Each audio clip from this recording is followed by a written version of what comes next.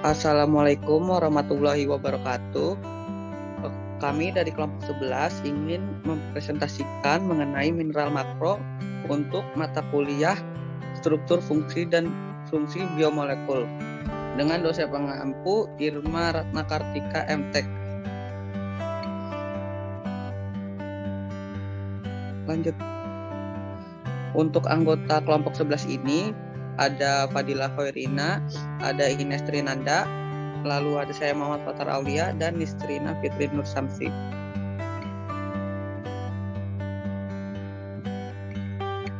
Untuk topik yang akan dibahas pada mineral makro ini, pertama ada pengertian, kemudian sejarah, lalu ada jenis-jenis, kemudian fungsi dalam tubuh, dosis harian, efek kelebihan dan kekurangan, sifat fisika dan kimia. Pertama, pengertian. Mineral makro adalah mineral yang dibutuhkan tubuh dalam jumlah lebih dari 100 mg per hari. Beberapa jenis mineral makro yang dibutuhkan tubuh. Lanjut. Sejarah. Pertama, mineral makronya ada kalsium. Kalsium pertama kali diisolasi di Inggris pada tahun 1808 ketika Sir Humphrey Davy mengelektrolisis campuran kapur dan oksida merkuri. Untuk hari ini, kita dapat memperoleh kalsium dengan mengelektrolisis garam cair seperti kalsium klorida. Unsur kalsium dengan cepat membentuk lapisan oksida putih dan nitrida di udara. Kemudian, yang kedua adalah fosfor. Fosfor pertama kali diproduksi pada tahun 1669 oleh Henning Brand di Hamburg, Jerman, saat menguapkan urin dan memanaskan residu hingga berubah menjadi merah cerah. Uap fosfor mengkilap keluar dan mengembun dalam air sampai orang-orang menyadari bahwa tulang adalah sumber fosfor yang hebat. Lanjut. Yang ketiga ada magnesium. Magnesium pertama kali dipisahkan oleh ahli kimia Inggris Sir Humphrey Davy pada tahun 1808 dengan mengelektrolisis campuran magnesium oksida dan merkuri oksida. Saat ini magnesium dapat diperoleh dari mineral dolomit. Karnalit dapat diperoleh, tetapi sebagian besar diperoleh dari air laut. Yang keempat ada kalium. Kalium dipisahkan oleh Sir Humphrey Davy pada tahun 1807. Humphrey Davy memperoleh kalium dengan mengelektrolisis cairan kalium hidroksida yang sangat kering. Kalium terakumulasi di katoda. Kalium adalah logam pertama yang dipisahkan dengan cara elektrolisis. Davy kemudian memisahkan natrium dalam proses serupa pada tahun 1807. Yang kelima ada natrium. Natrium pertama kali ditemukan pada tahun 1807 oleh ahli kimia Inggris Humphrey Davy dari elektrolisis soda kaustik atau NaOH. Meskipun natrium adalah unsur ke-6 yang paling melimpah di bumi dan terdiri dari sekitar 2,6% dari kerak bumi, natrium ini merupakan unsur yang sangat reaktif dan tidak pernah ditemukan bebas di alam. Yang keenam ada klorin. Klorin ditemukan pada tahun 1774 oleh Carl Wilhelm Scheele. Ia memperolehnya melalui reaksi mineral pirolusite dengan asam klorida. Sir Humphrey Davy mengusulkan dan mengonfirmasi klorin menjadi elemen pada tahun 1810 dan dia juga menamai elemen tersebut. Yang ketujuh ada sulfur. Sulfur dianggap oleh para alkemis sebagai prinsip yang mudah terbakar. Antoine Lavoisier mengenalinya sebagai unsur pada tahun 1777 meskipun dianggap oleh beberapa orang sebagai senyawa hidrogen dan oksigen. Sifat unsurnya ditetapkan oleh ahli kimia Prancis Joseph Gay-Lussac dan Louis Stannard. Oke, selanjutnya ada jenis-jenis. Next. Jenis-jenis mineral makro itu ada 7. Yang pertama ada fosfor, kedua kalsium, ketiga magnesium, keempat natrium, kelima klorida, keenam sulfur, ketujuh kalium. Pengertian dan sumbernya. Yang pertama fosfor. Fosfor merupakan satu dari 4 jenis makromineral dalam tubuh. Zat ini memiliki fungsi penting sebagai komponen pembentuk enzim dan sel. Selain itu, mineral ini juga berperan penting dalam menjaga kesehatan tulang dan mengoptimalkan metabolisme tubuh. Idealnya, tubuh membutuhkan asupan fosfor tidak kurang dari 700 mg per hari. Beberapa makanan yang menjadi sumber fosfor diantaranya yang terdapat pada hewani ada daging ayam, ikan, dan sapi, produk susu. nabatinya ada tahu, tempe, kacang-kacangan. Yang kedua ada kalsium. Kalsium merupakan mineral yang memiliki banyak peranan penting dalam kesehatan tubuh.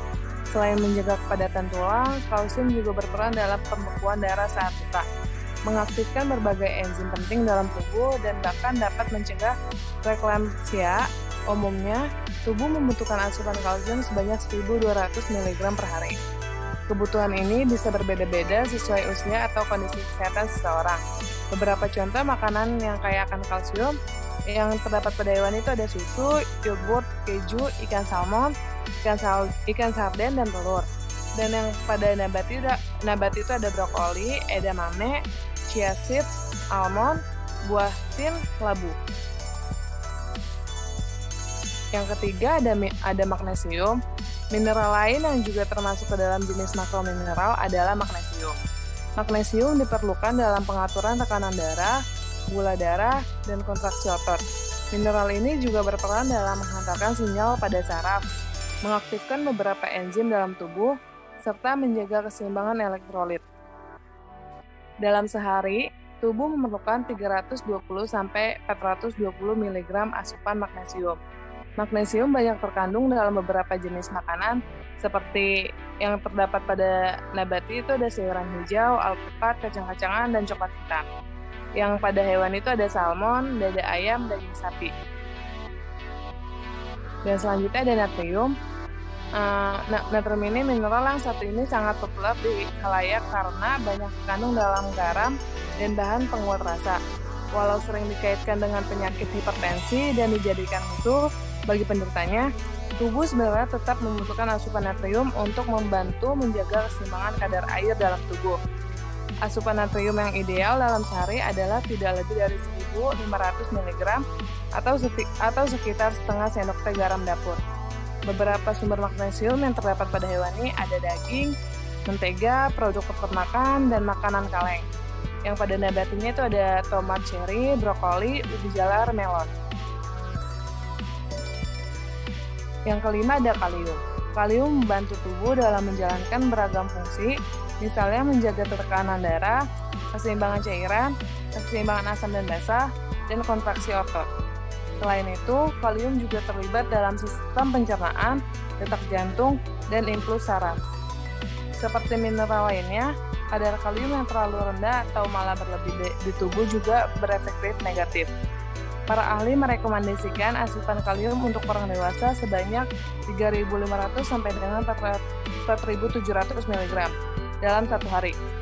Mineral ini identik sebagai salah satu kandungan pisang, namun Anda juga bisa mendapatkannya pada hewan itu terdapat salmon, yogurt, susu, makanan laut, atau seafood. Nabati, sayur bayam, jamur, sayur brokoli, kentang, dan alpukat. Yang keenam ada sulfur. Belerang adalah salah satu jenis mineral yang paling banyak ditemukan dalam tubuh. Setelah kalsium dan fosfor, jenis mineral yang disebut juga dengan sulfur ini bisa Anda jumpai di berbagai makanan yang juga mengandung protein. Meski begitu, hanya 2 dari 20 asam amino pada protein yang mengandung protein. Pasalnya, asam amino yang disebut metionin ini tidak dapat dicerna oleh tubuh, sehingga harus berasal dari makanan. Sumber makanan fosfor diantaranya yang terdapat pada nabati ada kacang-kacangan, biji-bijian, ada almond, wijen, dan pada hewani ada daging, telur, ikan. Dan yang terakhir ada klorida. Klorida bersama natrium atau natrium klorida sering Anda gunakan dalam bentuk garam dapur. Jenis mineral ini berperan sebagai elektrolit untuk menjaga keseimbangan cairan tubuh. Orang yang berusia 9-50 tahun disarankan untuk tidak berlebihan dalam mengonsumsi klorida. Beberapa makanan yang menjadi sumber klorida diantaranya yang terdapat pada hewani ada ikan, udang, dan kerang. Dan pada nabati ada acar, zaitunas, dan garam. Selanjutnya adalah fungsi mineral makro dalam tubuh. Yang pertama ada kalium. Fungsi pertama adalah memelihara keseimbangan cairan dan elektrolit sebagai katalisator dalam metabolisme sintesis glikogen dan protein, serta kation utama cairan intraseluler. Sintesis glikogen. Metabolisme glukosa dan sekresi insulin di sel B. Glukosa memasuki sel B melalui transfer GLUT2 fasilitatif dan dimetabolisme selama glikolisis dan siklus Krebs, menghasilkan pembentukan ATP. Penutupan saluran K+ yang sensitif terhadap ATP. Kemudian, depolariasi membran plasma selanjutnya menyebabkan pembukaan kalsium berpintu tegangan dan masuknya kalsium sebagai akibat memicu eksositosis granula insulin. Berikut adalah mekanisme sintesis glikogen. Di sini adalah letak dari kalium. Kemudian yang kedua ada klorida. Fungsinya yang pertama sebagai anion utama cairan ekstraseluler, memelihara keseimbangan cairan elektrolit, mengatur keseimbangan asam basa dalam hubungan dengan ion natrium dan bikarbonat karena merupakan penyusun buffer, serta mengaktifkan enzim amilase salivah. Berikut adalah reaksi enzim amilase. Disinilah peran klorida itu yaitu mengaktifkan enzim amilase. Yang ketiga ada kalsium. Yang pertama, fungsinya sebagai aktivasi kofaktor dalam faktor koagulasi atau dalam pembentukan darah, dibutuhkan dalam proses kontraksi otot, komponen struktur tulang dan gigi yang kuat, mengontrol rangsangan dan pelepasan neurotransmitter.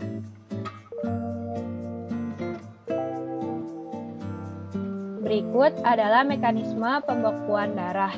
Kalsium diperlukan sebagai kofaktor agar kompleks aktivasi enzim protombin berfungsi. Ini disebut tenase dan mengubah protombin menjadi trombin. Kalsium menyediakan pengikatan kompleks enzim tinase ke permukaan fosfolipid yang diekspresikan oleh trombosit, yang selanjutnya mengaktifkan protombin untuk menghasilkan trombin yang menghasilkan fibrinogen menjadi fibrin. Selanjutnya adalah magnesium. Fungsi yang pertama adalah di intraseluler sel sering ditemukan dalam ATP sebagai kofaktor atau dibutuhkan dalam mekanisme glikolisis. Berperan sebagai reaksi penghasil energi, menjaga keseimbangan elektrolit di dalam sel, penghambat kalsium di sinapsis sel darah, serta mencegah ekskresi neurotransmitter. Berikut adalah mekanismenya. Di sini adalah posisi magnesium. Kemudian ada belerang. Fungsi yang pertama terdapat sebagai konstituen asam amino sistein, dan metionin. Terdapat pada semua protein, keratin, kulit rambut, insulin hormon, terdapat pada karbohidrat heparin dan vitamin, tiamin, dan biotin. Berpartisipasi dalam struktur insulin dan berperan penting untuk merumuskan asetil koenzim A dan asetil lipotat, gugus sulfhidrid spesifik dan residu kristal dalam beberapa molekul enzim yang sangat penting untuk aktivasi katalis. Nah, berikut adalah biosintesis dari sistein. Selanjutnya ada fosfor. Fungsi yang pertama digunakan dalam membuat ATP, DNA, RNA, dan fosfolipid.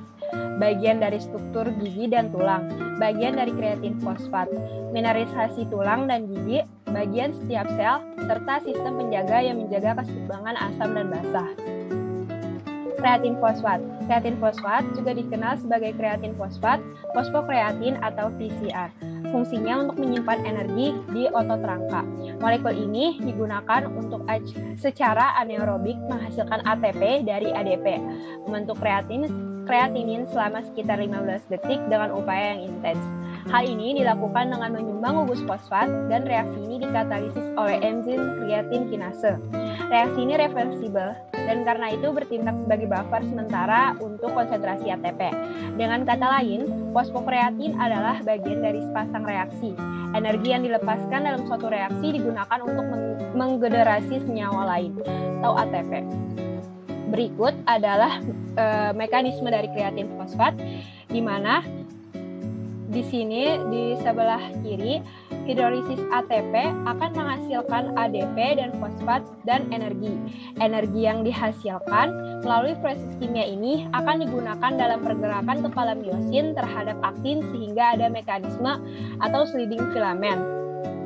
Sedangkan dalam kelebihan produksi ATP dalam otot akan istirahat. Nah, ATP digunakan untuk memproduksi kreatin fosfat. Sedangkan dalam kondisi aktivasi otot, kreatin fosfat bertindak sebagai sumber energi yang dapat dengan cepat diubah menjadi ATP ketika cadangan seluler ATP terbatas habis. Kemudian ada natrium.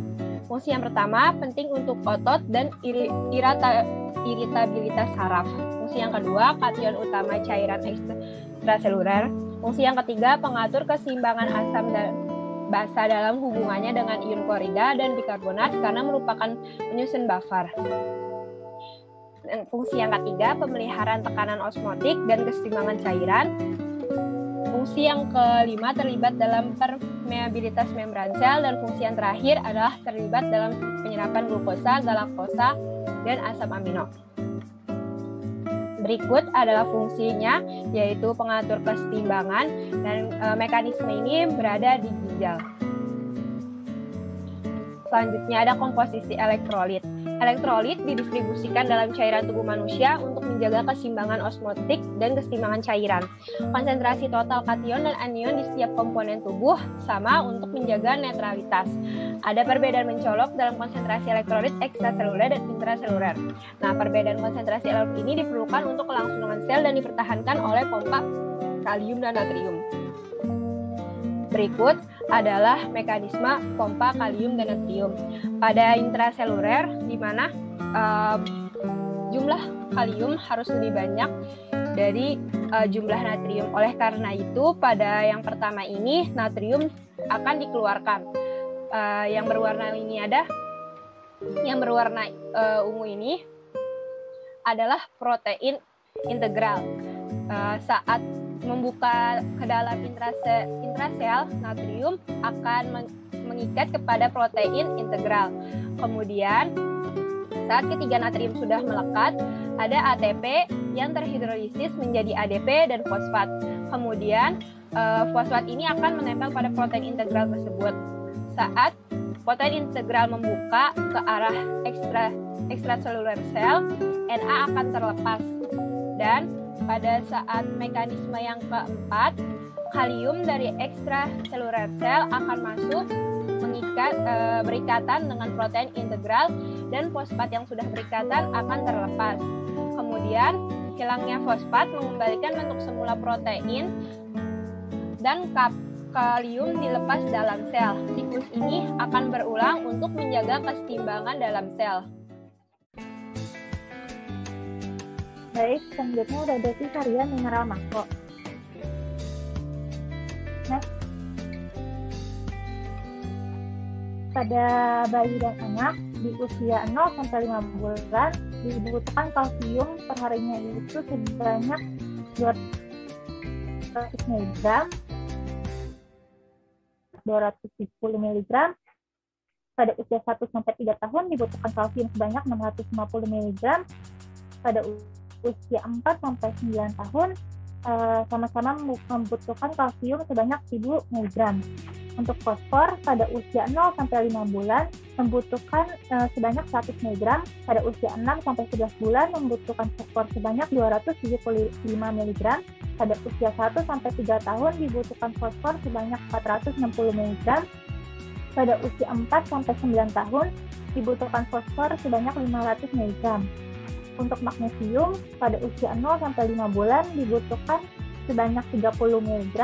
Pada usia 6 sampai 11 bulan dibutuhkan magnesium sebanyak 55 mg. Pada usia 1 sampai 3 tahun dibutuhkan magnesium sebanyak 65 mg. Pada usia 4 sampai 6 tahun dibutuhkan magnesium sebanyak 95 mg. Dan pada usia 7 sampai 9 tahun dibutuhkan magnesium sebanyak 135 mg. Untuk kalium pada usia 0 sampai 5 bulan dibutuhkan kalium sebanyak 400 mg. Pada usia 6 sampai 11 bulan dibutuhkan kalium sebanyak 700 mg. Pada usia 1 sampai 3 tahun dibutuhkan kalium sebanyak 2600 mg. Pada usia 4-6 tahun dibutuhkan kalium sebanyak 2.700 mg, dan pada usia 7-9 tahun dibutuhkan kalium sebanyak 3.200 mg.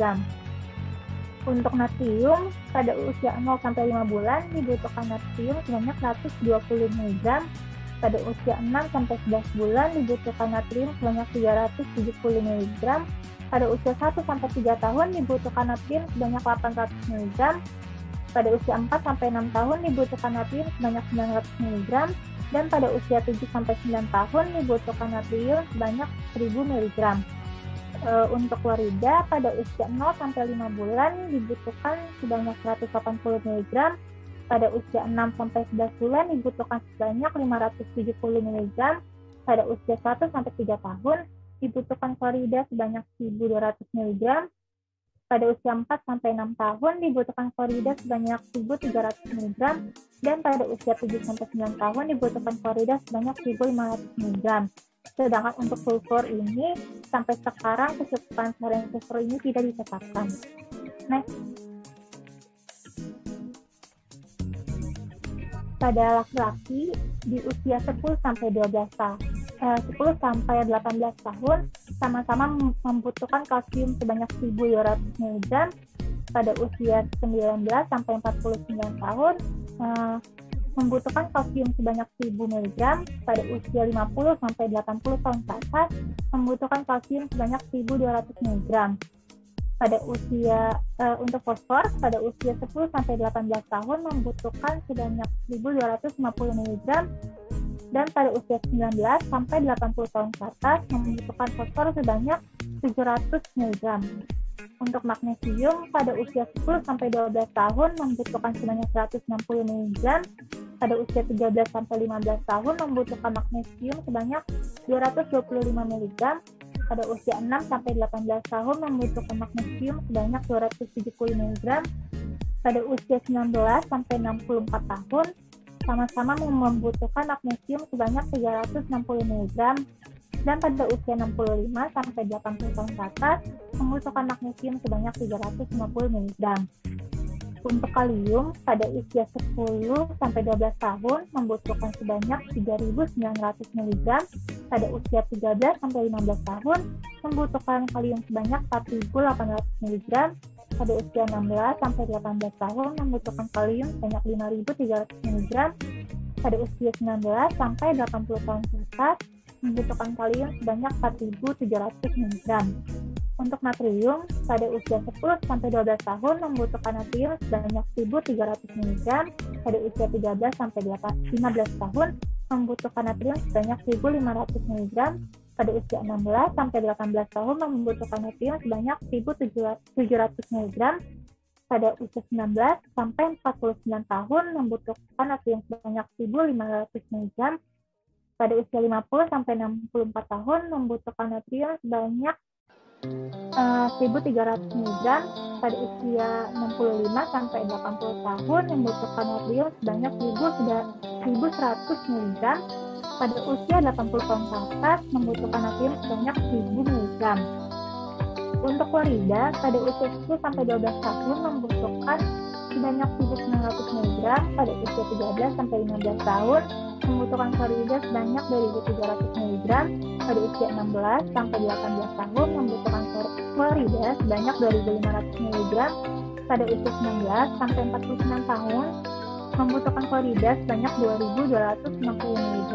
Pada usia 50-64 tahun membutuhkan klorida sebanyak 2.100 mg. Pada usia 65-80 tahun membutuhkan klorida sebanyak 1.900 mg. Dan pada usia 80 tahun ke atas membutuhkan klorida untuk sebanyak 1.600 mg.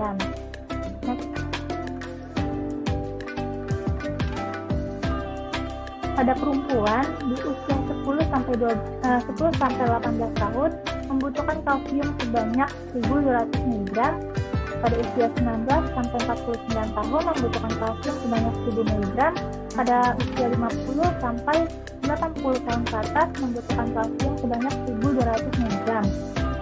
Untuk fosfor pada usia 10-15 tahun membutuhkan fosfor sebanyak pada usia 10-18 tahun membutuhkan fosfor sebanyak 1.250 mg. Pada usia 19 sampai 80 tahun ke atas membutuhkan fosfor sebanyak 700 mg. Untuk magnesium pada 10 sampai 12 tahun membutuhkan 170 mg. Pada usia 13 sampai 15 tahun membutuhkan magnesium sebanyak 270 mg. Pada usia 16 sampai 18 tahun membutuhkan magnesium sebanyak 270 mg. Pada usia 19 sampai 29 tahun membutuhkan magnesium sebanyak 330 mg. Pada usia 30 sampai 64 tahun itu membutuhkan magnesium sebanyak 340 mg. Pada usia 65 sampai 80 tahun ke atas membutuhkan magnesium sebanyak 320 mg. Untuk kalium, pada usia 10 sampai 12 tahun membutuhkan kalium sebanyak 4.400 mg. Pada usia 13 sampai 15 tahun membutuhkan kalium sebanyak 1.800 mg. Pada usia 16 sampai 18 tahun membutuhkan kalium sebanyak 5.000 mg. Pada usia 19 sampai 80 tahun ke atas membutuhkan kalium sebanyak 4.700 mg. Untuk natrium, pada usia 10 sampai 12 tahun membutuhkan natrium sebanyak 1.400 mg. Pada usia 13 sampai 15 tahun membutuhkan natrium sebanyak 1.500 mg. Pada usia 16 sampai 18 tahun membutuhkan natrium sebanyak 1.600 mg. Pada usia 19 sampai 49 tahun membutuhkan natrium sebanyak 1.500 mg. Pada usia 50 sampai 64 tahun membutuhkan natrium sebanyak 1.400 mg. Pada usia 65 sampai 80 tahun membutuhkan natrium sebanyak 1.200 mg. Dan pada usia 80 tahun ke atas membutuhkan natrium sebanyak 1.000 mg. Untuk klorida, pada usia 10 sampai 12 tahun membutuhkan sebanyak 2.100 mg. Pada 13 sampai 15 tahun membutuhkan klorida sebanyak 2.300 mg. Pada usia 16 sampai 18 tahun membutuhkan klorida sebanyak 2.400 mg. Pada usia 19 sampai 49 tahun membutuhkan klorida sebanyak 2.260 mg. Pada usia 50 sampai 64 tahun membutuhkan klorida sebanyak 2.100 mg. Pada usia 65 sampai 80 tahun membutuhkan klorida sebanyak 1.900 mg. Pada usia 80 tahun ke atas membutuhkan klorida sebanyak 1.600 mg. Next. Untuk ibu hamil pada 3 bulan pertama sampai 3 bulan terakhir itu hanya menambahkan kadar kalsium saja sebanyak 200 mg. Next. Pada ibu yang sedang menyusui untuk 6 bulan pertama dan 6 bulan kedua hanya menambahkan kadar kalsium dan kalium sebanyak 200 dan 400 mg. Next.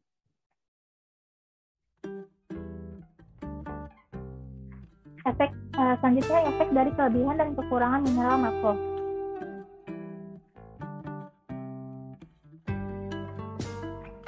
Pada kalsium, jika kita kelebihan kalsium, efek yang terjadi itu dapat menimbulkan batu ginjal atau gangguan ginjal, mengganggu cara kerja jantung dan otak, dan konstipasi atau sembelit. Efek kekurangannya itu mengakibatkan gangguan pertumbuhan, tulang menjadi kurang kuat, tulang mudah bengkok, dan tulang mudah rapuh atau osteoporosis. Next. Untuk fosfor, jika kelebihan akan menyebabkan tulang beresiko otot lemah, badan terasa lelah, dan menimbulkan kejang. Untuk kekurangan, efek yang dirasakan itu kurangnya nafsu makan, nyeri tulang dan sendi, nafas tidak teratur, pertumbuhan tulang yang buruk pada anak. Next. Magnesium, untuk magnesium, jika kita kelebihan magnesium, tubuh kita akan menjadi lesu, diare, wajah memerah, pusing, mual dan muntah, kehilangan kesadaran diri atau pingsan. Untuk kekurangannya, menyebabkan gangguan absorpsi atau penurunan fungsi ginjal, gangguan endokrin, kurangnya nafsu makan, gangguan pertumbuhan, kejang atau tetanus. Next. Untuk kalium, efek kelebihannya itu gagal jantung, lemah otot, mual dan muntah, kesemutan dan mati rasa, nyeri dada, gangguan pernapasan, dan jantung berdebar. Efek kekurangannya itu lesu, lemah, kehilangan nafsu makan, kelumpuhan, hijau, dan konstipasi atau sembelit. Next. Untuk natrium, efek kelebihannya itu dapat meningkatkan tekanan darah tinggi atau hipertensi, meningkatkan risiko penyakit jantung dan stroke, menimbulkan keracunan yang dalam keadaan akut menyebabkan edema. Edema ini adalah penumpukan cairan dalam ruang di antara sel tubuh. Edema dapat terjadi di seluruh bagian tubuh. Efek kekurangannya itu ada kehilangan nafsu makan, kejang otot, kelelahan, pusing, mual, dan muntah. Next. Untuk klorida, efek yang dirasakan jika kita kelebihan klorida itu ada sakit kepala, lemas, mual dan muntah, diare, sembelit, detak jantung cepat, dan sering buang air kecil. Efek kekurangannya itu menderita penyakit paru-paru kronis seperti emfisema, menderita gagal jantung, mengalami gangguan pH darah, atau alkalosis metabolik. Next. Untuk sulfur, efek kelebihannya itu menghambat pertumbuhan, diare, dan peradangan usus. Untuk kekurangannya, tubuh mudah mengalami kerusakan sel, menimbulkan permasalahan tulang seperti artritis atau radang sendi, meningkatkan risiko terjadinya permasalahan kulit seperti ruam hingga eksim atopik, dan tubuh menjadi rentan terhadap alergi. Selanjutnya ada sifat mineral makro. Next. Yang pertama ada kalsium. Kalsium memiliki warna keperakan, berwujud padat, mempunyai titik didih sebesar 1484 derajat Celcius, titik lebur 842 derajat Celcius, massa atom 40,078 AMU, densitas 1,55 gram per cm kubik, dan nyala api merah bata. Untuk sifat kimianya, ketika kalsium bersentuhan dengan udara, ia membentuk lapisan nitrida dan oksida untuk meminimalkan korosi lebih lanjut. Ketika mengalami suhu yang sangat tinggi di udara, kalsium dapat terbakar untuk menghasilkan nitrida. Next. Yang kedua ada fosfor. Fosfor berwarna kecoklatan, berwujud padat dengan titik didih 280,5 derajat Celcius, titik lebur 44,15 derajat Celcius, massa atom 30,97 AMU, densitas 2,82 gram per cm kubik dengan nyala api hijau kebiruan. Untuk sifat kimianya, di alam fosfor tidak pernah ditemukan dalam bentuk murni, tetapi hanya sebagai fosfat. Ada beberapa bentuk fosfor yang disebut fosfor putih, merah, dan hitam. Yang ketiga ada magnesium.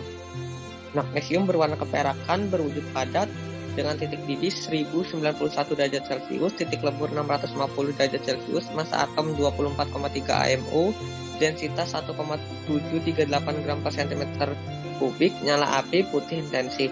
Untuk sifat kimia, magnesium sangat aktif secara kimia. Magnesium hanya bereaksi sedikit atau tidak sama sekali dengan sebagian besar alkali dan banyak zat organik seperti hidrokarbon, aldehida, alkohol, fenol, amina, ester, dan sebagian besar minyak. Yang keempat ada kalium. Kalium berwarna keperakan, berwujud padat, dengan titik didih 759 derajat Celcius, titik lebur 63,38 derajat Celcius, massa atom 39,1 AMU, densitas 0,862 gram per cm kubik dengan nyala api lilak. Untuk sifat kimianya, kalium dapat bereaksi dengan udara, air, halogen, dan asam.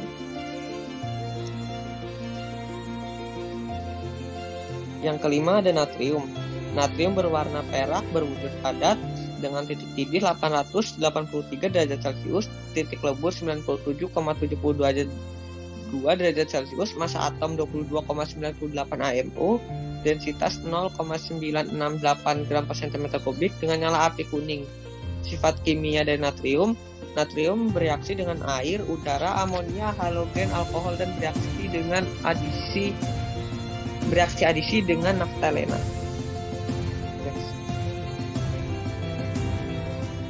Yang keenam ada klorin. Klorin berwarna kuning, berwujud gas, dengan titik didih minus 34,4 derajat Celcius, titik lebur 101,5 derajat Celcius, massa atom 35,453 AMU, densitas 3,2 gram per cm kubik dengan nyala api kuning kehijauan. Untuk sifat kimia klorin, gas klorin 2,5 kali lebih berat dari udara, memiliki bau menyesakkan yang tidak menyenangkan, dan sangat beracun. Dalam bentuk cair dan padatnya adalah pengoksidasi, pemutih, dan desinfektan yang kuat.